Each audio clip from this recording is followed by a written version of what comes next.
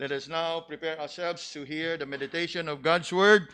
Let us open our Bibles to the Gospel of Matthew, chapter 7. The Gospel of Matthew, chapter 7. And we shall read together from verse 21 to verse 23. We invite those that are with us online to please join us in the reading of God's Word from the Gospel of Matthew, chapter 7, verse 21 to verse 23. And if you are there, let's read together these three verses before us. Reading, "Not everyone that saith unto me, Lord, Lord, shall enter into the kingdom of heaven, but he that doeth the will of my Father which is in heaven. Many will say to me in that day, Lord, Lord, have we not prophesied in thy name? And in thy name have cast out devils? And in thy name done many wonderful works? And then will I profess unto them, I never knew you. Depart from me, ye that work iniquity." Kung inyo ang makita diha sa ato ang buletin, ang uluhan sa ato ang mensahe ni ining kabuntagon is not everyone. Obviously, taken from the first two words of the Lord in verse 21. Not everyone. Putting it another way, not all. Now, nowadays, familiar kayo ta sa expression nga, sana all. Yes, sana all. But the truth of the matter is not all. Dili, sana all. Not everyone. And indeed, this is something that I'd like us to understand. Nga naman, kay nasayod kita, gani kita mismo, we used to have that kind of understanding nga ang tanan kanato ngadto-ngadto makasud gayud sa gingharian sa langit. It is so common nowadays, especially in this time of social media, nga naagani tayo yung mga mahal sa kinabuhi, nga dugay ng gipanaw, unya atong handumon ang ilahang birthday, we come across messages or post, happy birthday in heaven. Now, we don't have any issue with it. Kung ikaw kibaw, nga ang katong namatay og mipanaw, nga mahal sa kinabuhi, tinud-anay gyud nga totoo.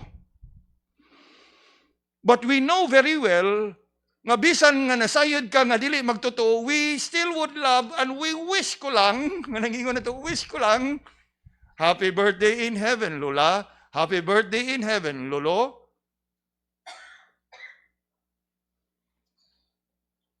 That it seems like when the Bible teaches that we are all justified by faith, it seems like there's another doctrine that is so common today. Justification by death. Nga bisag unsa ka kapag makasasala diri sa kinabuhi sa kalibutan, ini kamatay nimo, bisag unsaon, happy birthday in heaven. Now, this is not to be, ingon pa nato, kontrapelo o kontrabida nga ato pag yun na silang sawayon. No, this is not about that. It's all about the truth. Nga mismo ang atong Ginoo ningon, not everyone. Gani, ingon pag yun diha nga, not everyone that call unto me, Lord, Lord. In other words, dili tanan nga nagpangangkon nga nagpanuo kaniya, makaangkon og makasud sa gingharian sa langit karon. Og dili man gani tanan nga nangangkon nga ni sangpit sa Ginoo makasud sa gingharian sa langit, unsa na lang tong wa gyud mo sangpit sa iyahang ngalan. Nakuha na to. Gani ang pulong sa Ginoo dinhi, not everyone that say unto me, Lord, Lord. In other words, dili tanan nga misangpit sa iyahang balaang pangalan ang makasud. Now, kung galing ingon ana nga dili tanan nga nisangpit kaniya, what about those wa gyud mo sangpit? Nakuha na to? And so, it is for that reason nga tuwa kining pagalantahon. Sa tinguha, nga kita usab niining atong pundo karon makapamalandong. Kay ibutang nato nga sa kada Domingo nag-uban ta. Parehas ta giawit, parehas ta gikanta. Parehas ta nga atong gidayeg himaya ang atong Ginoo. Apan ang pangutana, in view sa gisulti sa atong Ginoo dinhi, not everyone. So diha niya na makapangutana sa kasimong kagalingon, asa ka ko ani no? Makasud bagyog ka ako ug dili ko makasud. Again, we all would wish that we can enter the kingdom of heaven. For after all, why are we here? Sa tinguha nga atong simbahon ang atong Ginoo. But there is a need for us to really examine ourselves as to whether we are in the faith or else you are reprobates. Remember, Paul wrote to the Corinthians, examine yourselves whether ye are in the faith, lest you be reprobates. And so, in here, makita nato how the Lord makes that contrast. Na kung atong mahinumduman sa ato ang pagsugod, diha paglantaw, beginning in verse 13, nakita nato how the Lord brings to our attention a contrast. First, that contrast between the wide and the narrow gate. And that contrast highlights to us our ultimate destiny. You enter the wide gate, it leads you to eternal destruction. You enter the narrow gate, it leads you to everlasting life. Then the next contrast that we have studied last week is between the good and the corrupt tree, whereby we considered that message, you shall know them by their fruits. And what was the contrast all about? It is a warning against false prophets. Nga kung atong isumpay ning atong pagatun-an karon, it was like the Lord saying, not all that preach to you, Lord, Lord, are true prophet. Mo kana nga, by their fruits ye shall know them. Now, coming to the third contrast, our text this morning, we find here how the Lord makes a contrast between genuine believers and followers on one side, and those who claim to be believers and followers on the other. And how do we know that Jesus is making this contrast? Kaya kung imong tanawon, the contrast is not explicit, but it is implied. If you look carefully in verse 21, it says there, not everyone that saith unto me, Lord, Lord, shall enter the kingdom of heaven, but he that doeth the will of my Father which is in heaven.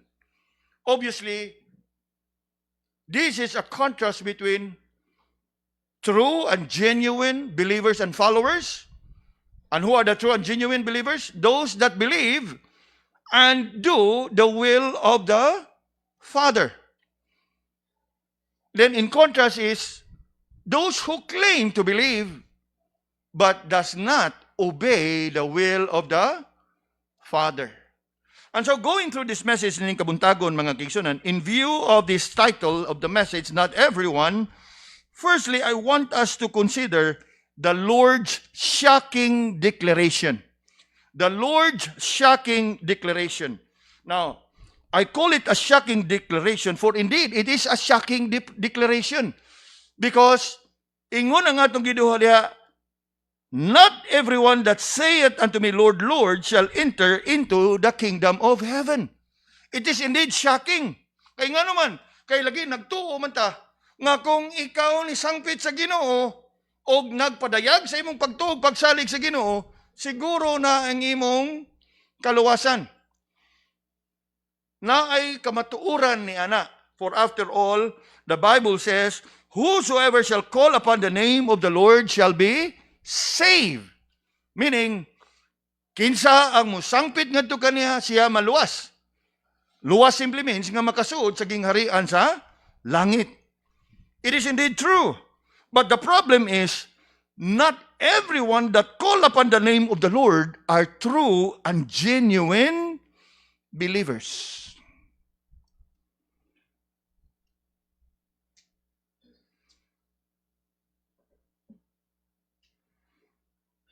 If we follow carefully the words of the Lord here in verse 21, it tells us that only those who call upon the name of the Lord and do it the will of the Father shall be saved.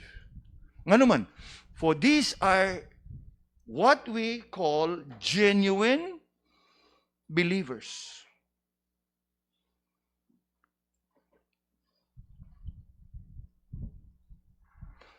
In the Gospels, we read of the Lord in many instances, particularly in the Gospel of Mark, chapter 7 and verse 6. The Lord said, "These people honor me with their lips, but their heart is far from me." Gani, murag dili padugay, I've written something about this. Mere lip service. And that is a classic example. Even sa atuang nasod, daghan kaayo tag mga higala, daghan kay tag mga kaila, daghan kay tag mahal sa kinabuhi, nga anaa sa usa ka relihiyon nga gasimba, nagasangpit, nagahimaya, ug imo silang pangutanon, o Kristohanon me. Apan ang pangutana, gibuhat ba nila ang kabubuton sa Ginoo? Unsa may una sa kabubuton sa Ginoo? Ayaw ka pagbaton og mga Diyos.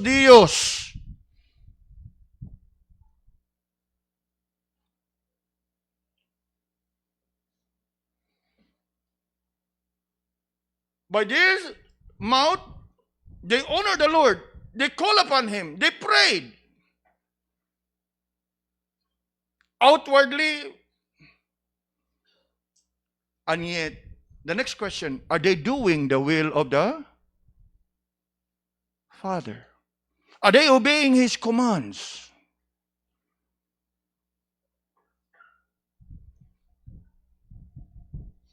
In fact, James tells us, you say you have faith, you say you believe in God, you know what? The devils also believe. They even tremble.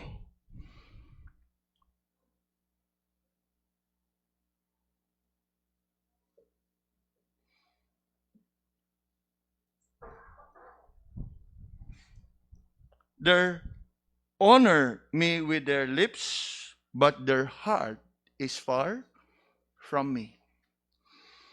In another passage in Luke chapter 6 and verse 46, Jesus said, "Why call me Lord, Lord, and do not the things that I say?" Kanaigo na nga maghatag ka na itong hulagway nga, true indeed.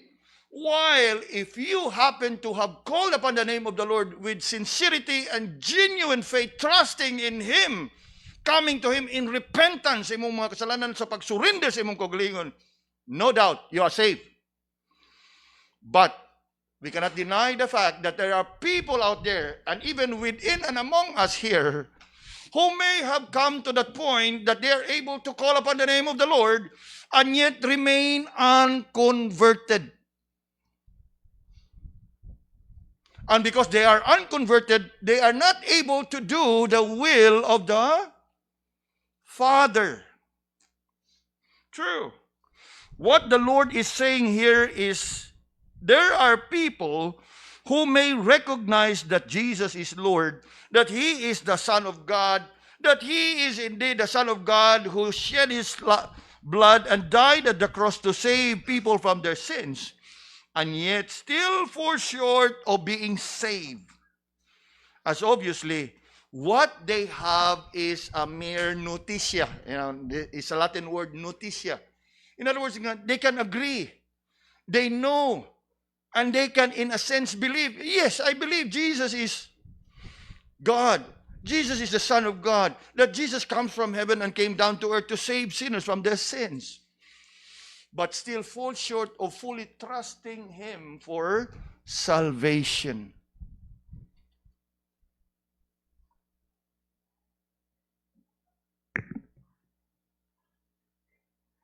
They may have believed and professed faith, but have never come to a point of trusting Jesus and receiving Him as their Lord and Savior. Kadaghantang makasugat og mga tao niya na. Ato ang masangyawan sa Ebanghelyo, they can agree with all that you say. Maayo man na, tinuod man na, wag yung ko'y supak ana. Apan kung imo siyang unya, ganahan ka nga imong dawaton si Ginoong Hesus sa imong kinabuhi. That is where they put the barriers. Aw, kamo lang diha. Okay ra man sa ko diri. Nakuha na to? They can agree with all that you say, and that is what in Latin notitia. The next level is even assensus. They can agree, and they can have an intellectual assent. Di yung kaniyang supakon, tinuod na tanan, maayo na. But if you come to the third, which is the saving faith, the fiducia, they won't. Okay raman ko diri na, sa tao ko dinhi sa akong pagtuo, diri lang sa akong mamatay. Sounds familiar? Very familiar. They can agree with you. That's why Jesus is making it very clear, not everyone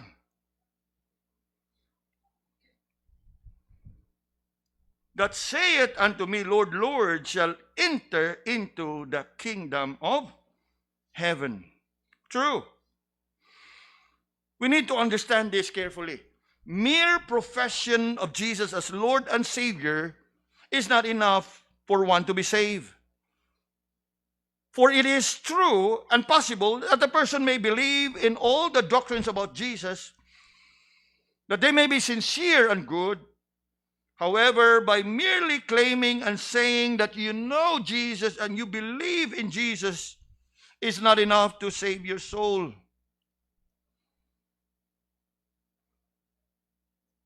I would even add, belonging to a church or being a member of the church does not make you a saved person. Although, if you are truly saved, you must be part of a local church. But the fact remains that not everyone in the church. Now, we don't have the time, but we know very well that there are parables in the Bible, the wheat and the tares. Those seeds that fall by the wayside, those seeds that fall on the thorny ground. So how are we to establish ourselves here?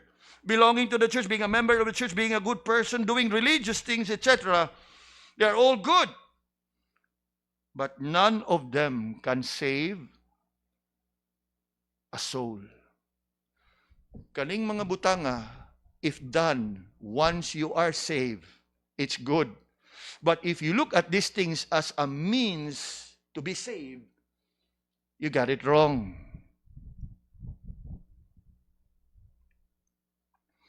Kay ang pagsulod sa gingharian sa langit is not about doing and accomplishing something. In fact, kung atog yung subayon, salvation comes to a person by way of regeneration. You must be born again. Kita kaniadto sa dito pata sa karaan atong tinhuan, we believe and convinced in our heart that we have been serving and worshiping the one true and living God. True? Very true. Not until you were born again. You were enlightened. And when you have been enlightened, ang tinud-anay gyud nga na-enlighten mo, biya gyud ka dito sa karaan nimong tinuhuan. Imo gyud tong talikdan. Nga naman, because you have been born again. And it is that born-again experience that makes the change.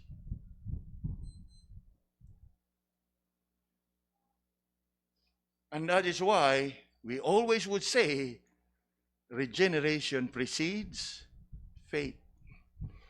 Because without regeneration, the faith that you claim to have is not true and not genuine. Why do I say that? Jesus made it clear to Nicodemus. Nicodemus believed in God. He was a Pharisee, right? And yet, when he came to see Jesus, what did Jesus told him? Except a man be born again, he shall not enter the kingdom of God. Now, remember, Nicodemus was a Pharisee. Talking about righteousness pertaining to the law, he had it. But what did Jesus told Nicodemus? If you are quick, you can turn your Bibles to John chapter 3 and verse 3. Jesus answered and said unto him, Verily, verily, I say unto thee, except a man be born again, he cannot see the kingdom of God. That's another way of saying, di ka makasuod dito. And that born again experience is not our doing. It is the Lord's.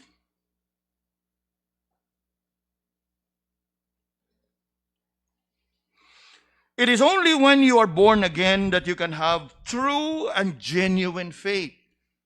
It is only when you have been born again that you can experience what we call as conversion. You look at it as God's working, the working of regeneration, and that working of regeneration would result to your conversion. You cannot convert yourself. There has to be that work of regeneration, because it is that work of regeneration that brings to your conversion. And it is only when you are regenerated and converted that you will be able to do the will of the Father. Now, nay atong mga higala diri, nay atong mga bisita dinhi, praise God, we are happy nga kanunay mong gagasimba. And we continue to pray nga sa inyong pagsimba, at some point, the Lord would regenerate you nga sa sunod ninyo nga pagsimba dinhi, dili na gyud mo musimba pa ngadto sa lain. Dili na gyud mo musimba sa karaan nimo nga gituhuan. Until that time comes, we will continue to pray. Kay kana siya, maingon na to, usa na siya sa magpahinumdog ug mag-confirm ka na to nga, kini, convicted, converted. Now, pero kung sa atua nga tinguha nga naagyat na ata dire, naminaw, dungog, unya, ang uban, dili pa gyud makakita sa kalahian ba? Parehas naman, Ginoong Hesus, ikaw man diri, simba gyapon ko ngadto sa kong karahan nga simbahan. Now, dili nato na silang mapugos, because the work of regeneration is not our doing. And I am sure nga daghan na to, it's not just about our contact in our outreach. I believe nga daghan pa kanato dili nga gasimba dinhi, pero inigawas po, makahigayon, hapit sa ko diribe, hapit, kaya mo man na ato mentality sa una. Kung naata makaagitag siya, hapit sa ko kadiyot diribe. Hapit sa ko kadiyot din hibi. Kaya ito, eskila mi sa Twistern, unya, igikan, padong uli og labangon, naog diha anang Santo Rosario, mga classmates, hapit sa tabay. Hapit, murabag, according to your convenient time. Hapit sa takadiyot, murag, no big deal.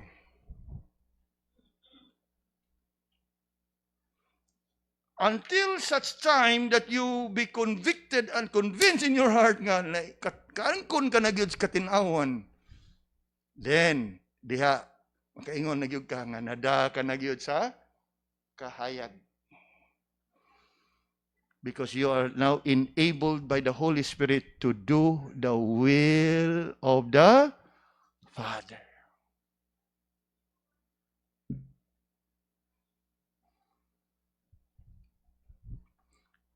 it is only when you are born again that you can have the true and genuine faith and will be able to do the will of the Father.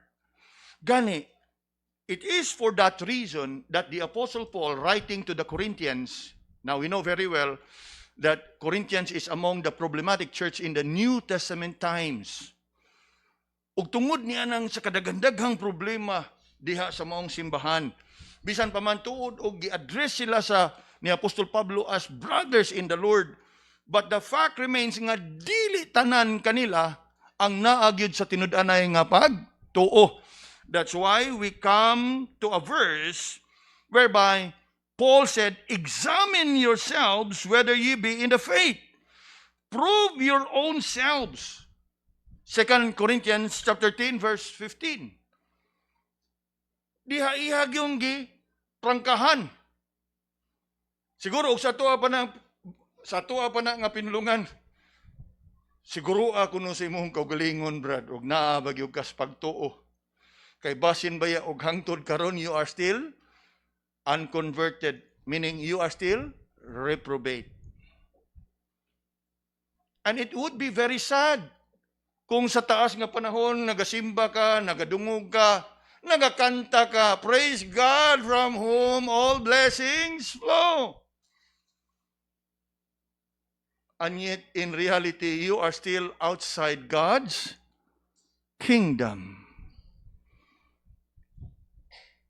Kunya, hinumdumi, nga dili ako igasulti ini. Ang Ginoo mismo niingon, not everyone. That's why I had our first point as what? The Lord's shocking declaration. Ha? Dili day tanan. Unsa na lang kuani? Asa kuanin dapita? And that is why you need to examine yourself. Not only Paul, Peter also wrote in 2 Peter chapter 1 and verse 10, "Wherefore the rather, brethren, give diligence to make your calling and election sure." Siguro Now, of course, ang atong kaluwasan diha kang Kristo siguro. Ang angay natong sigurohon og kita na bagid diha sa tinud-anay nga pagtuo.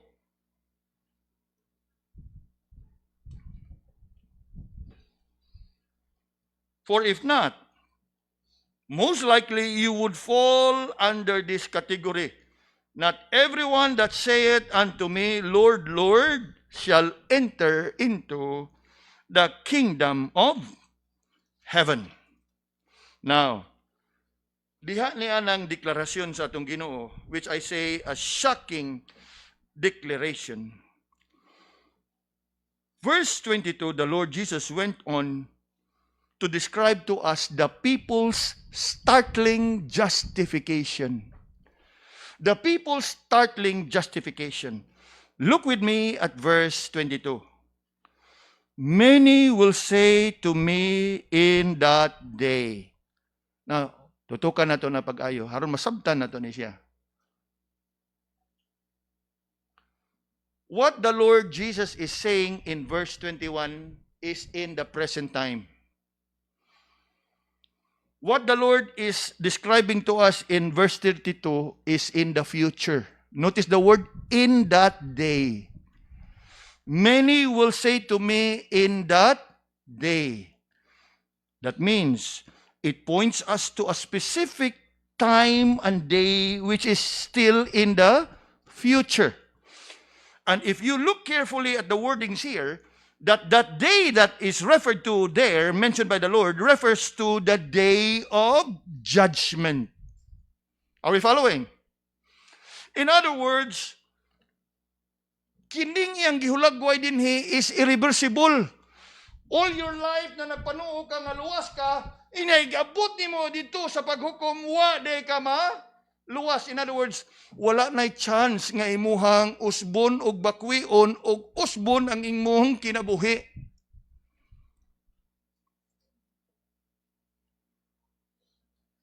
Many will say to me in that day, It points us to a day in the time in the future which is none other than the day of judgment.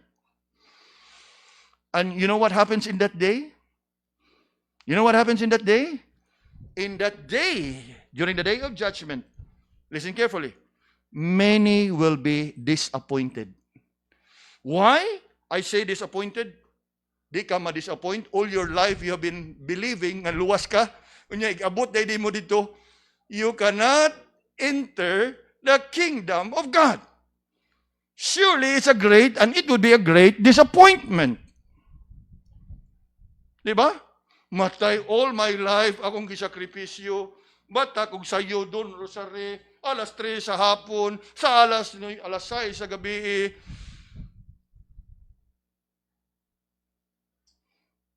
Believing in your heart that you will make it to heaven. But you look at the word of the Lord in that day.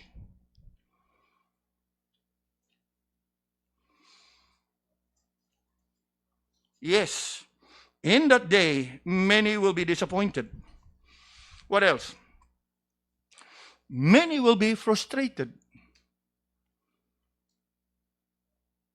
Why will they be disappointed and why will they be frustrated? Because they will be denied entry into the kingdom of heaven.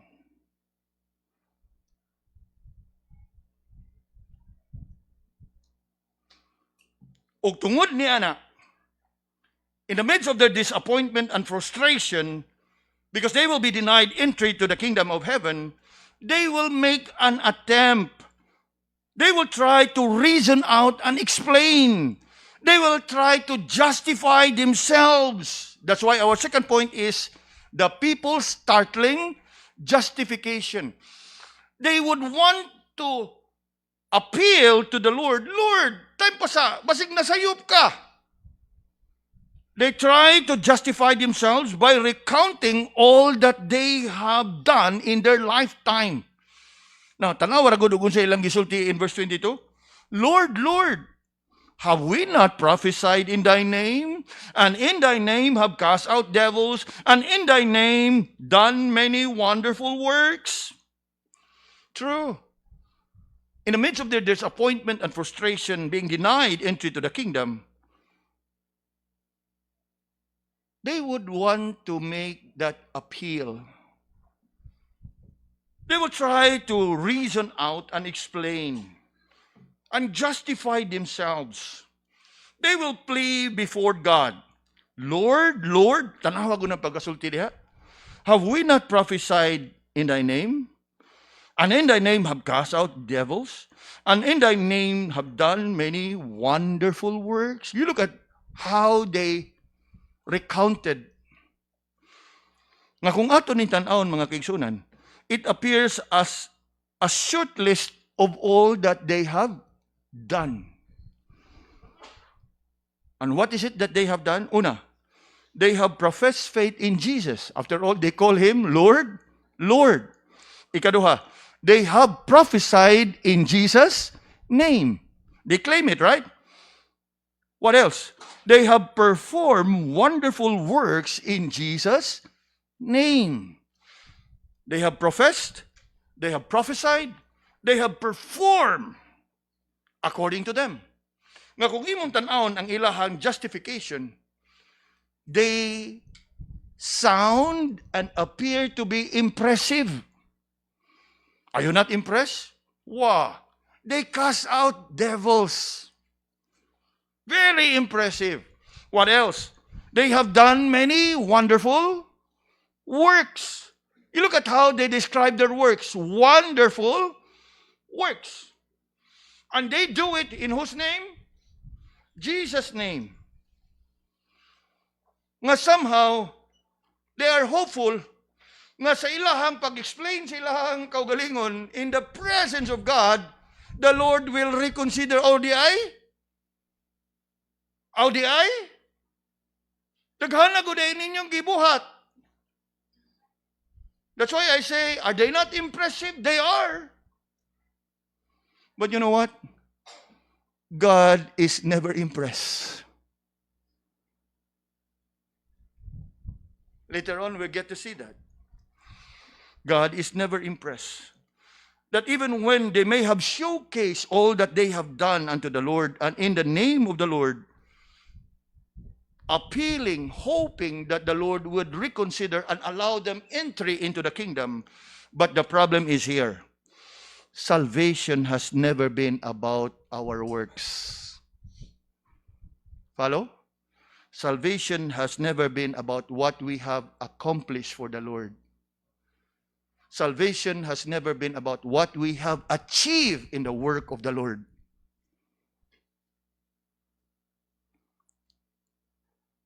Not about our works, not about our good works, even great and wonderful works, if we can call it that.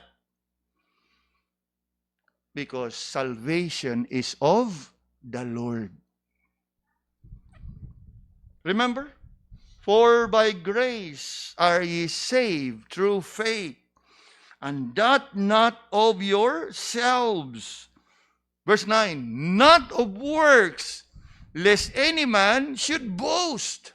Now, kung atong tanahon, ang gihimo aning mga tawhana sa atubangan sa atong Ginoo, they sound and seem to be boasting of all that they have done. Lord, basig na sa iyo ka. Tanawa ko nung usabi.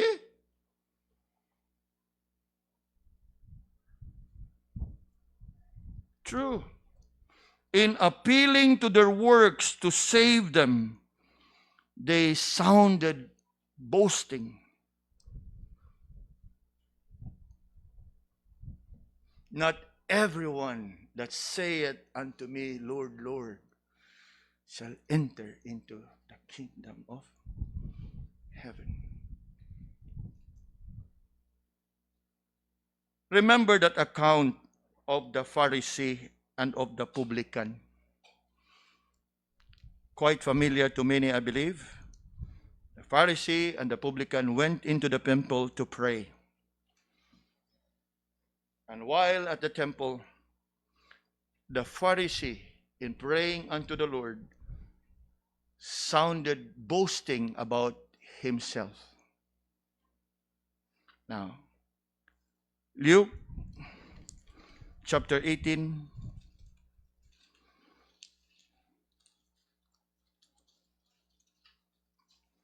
and come with me to verse 10.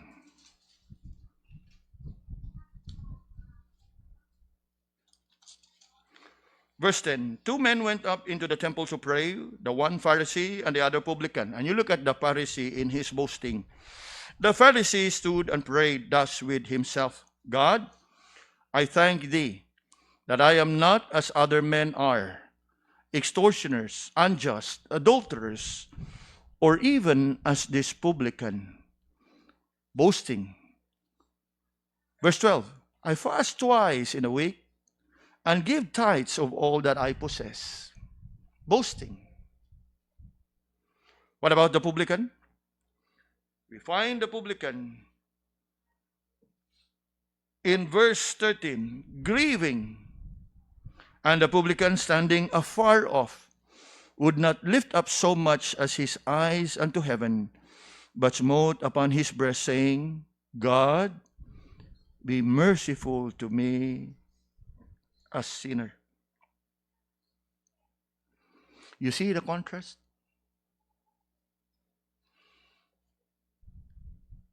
Entrance to heaven has never been by your works, not by your good works, not by your great and wonderful, impressive works.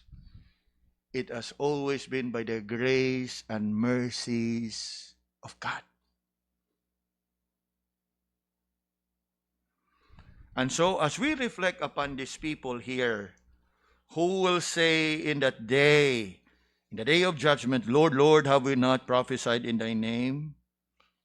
They must have thought to themselves that the Lord will surely reconsider, that the Lord, being gracious and merciful and kind, would surely receive us unto himself. But, as you look at it, just when they thought that their appeal would be considered by the Lord, or that they were able to impress the Lord by all that they have done. Look at the Lord's strong rejection. That is what we find in verse 23. The Lord's strong rejection. How strong was the rejection? Look at verse 23. And then will I profess unto them, I what? Never knew you. Very strong a rejection. I never knew you. You know what it means? I never knew you. It means that all along, no matter how long have you been prophesying and casting out devils and doing great wonderful works as you claim, as far as God is concerned, right from the start, I have never known you. You know, mga kaigsunan, posible ba ya nga kita niining ato ang pagtigom? Well, sangpit as Ginoo. We pray together, true? We worship together. We give our offerings together. Ako, dili ko makasiguro sa imuhang kaluwasan. In the same way nga kamo di mo makasiguro sa akong kaluwasan. Ako siguro sa akong kaluwasan. Kamo angay pod nga inyong sigurohon ang inyong kaluwasan.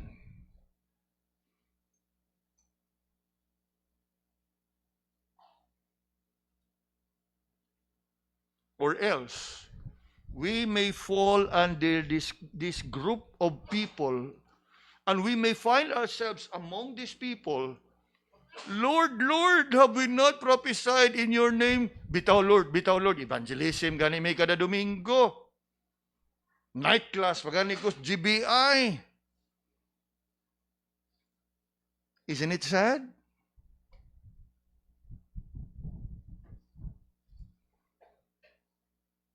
Sayri mga kaigsunan, nga kitang tanan, with no exception, we are all sinners, saved by grace.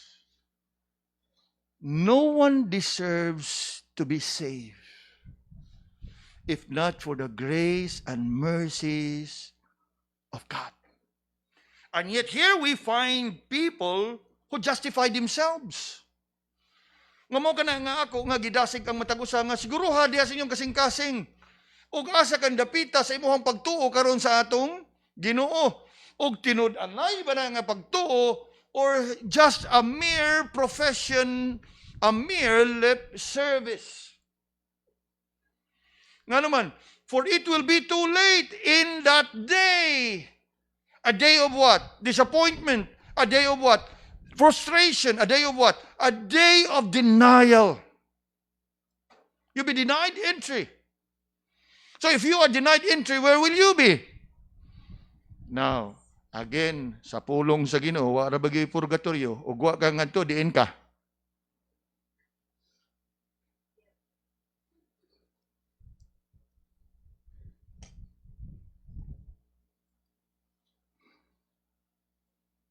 Yes, that's the sad reality.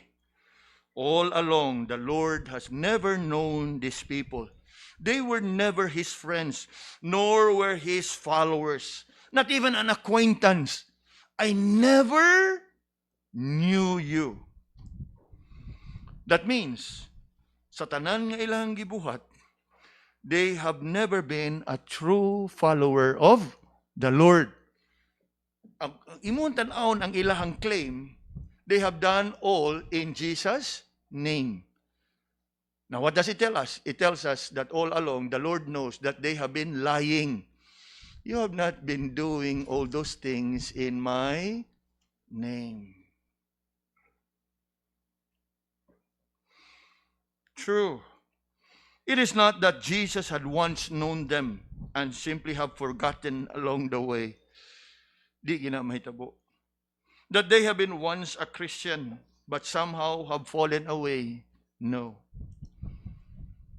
Because the word is, I never knew you. wa gyud ko kaila ninyo. That as we look at it, yes, the Lord's strong rejection that is expressed here with a plain and simple denial. Plain and simple denial. The Lord denied them. I never knew you. And together with the Lord's simple denial, plain and simple denial, is the Lord's dismissal. You look at the next part of the verse. I never knew you. Depart from me. Dismissal.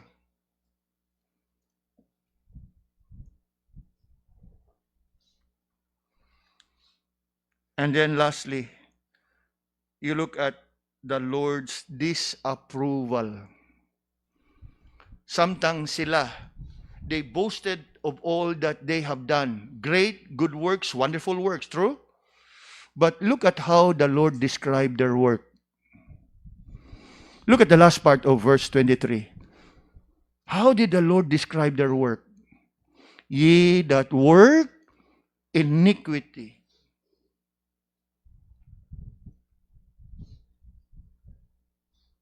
O dili ba na tinuod mga kaigsunan? Daghan kaayo atong manghigala, daghan kaayo sa atong palibot. All along nagtuog yun sila nga sa ilahang mga relihiyosong buhat na himaya ang Ginoo.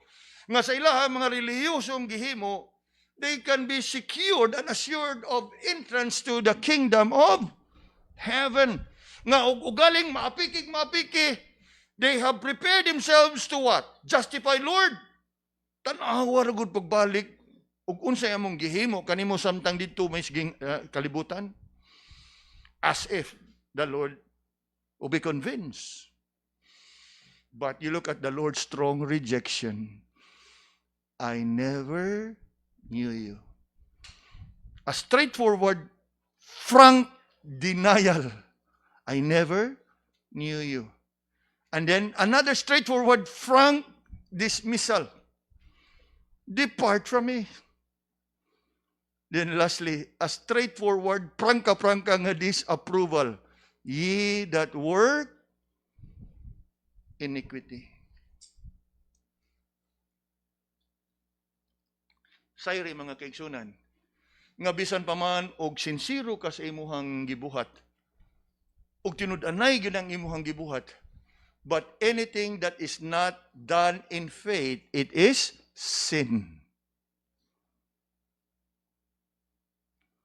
Without faith, it is impossible to, you cannot please God.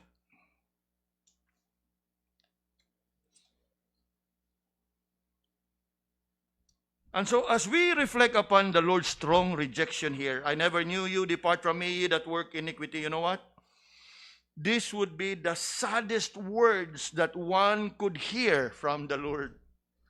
You know, kung imuha bitong subayon ang tanan, diha sa iyaha nga kanang ebanghelyo, you would always find the Lord, come unto me. You would always find Him with comforting words, full of compassion, full of mercy.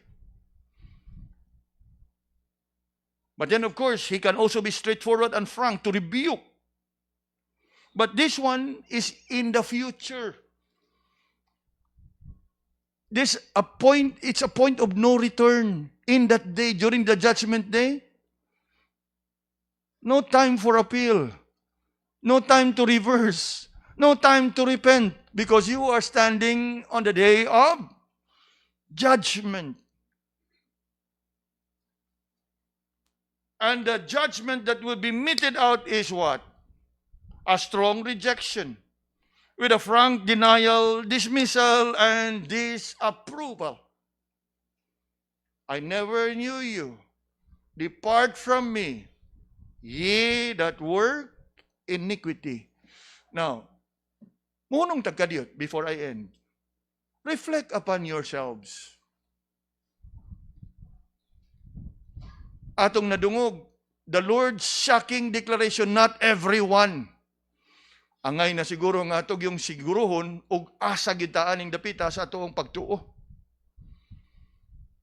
Kay nga naman, No matter how much you believe, nga ini kamatay nimo bisag wa kas pagtuo, happy birthday in heaven gihapon ka, you will never find yourself there in heaven. Ug nasalida pa na kaniadto sa salida sa TV, wish ko lang.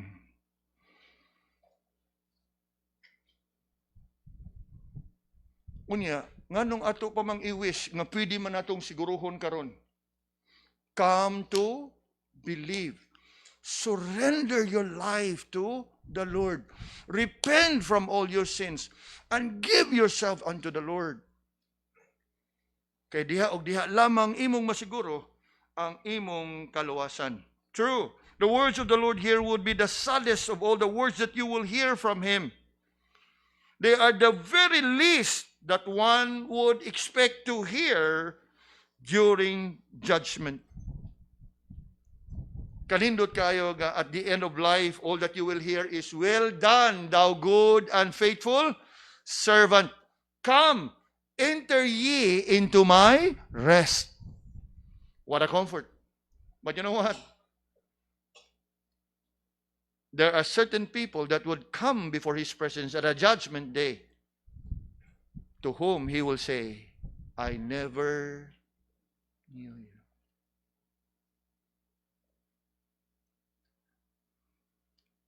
Sad as it may be, but these are the words that you will certainly hear from the Lord kung magdumili gyud ka sa pagbutang sa imong pagtuog, pagsalig ngadto kaniya. Hinumdumi, not everyone. Dili tanan, not all, not sana all. But he that doeth the will of the Father. Let us pray. Lord, salamat sa imong mga pagdasig, sa imong pagtudlo, sa imong pagpahinumdom, sa pagdala kanamo niini nga kamatuoran.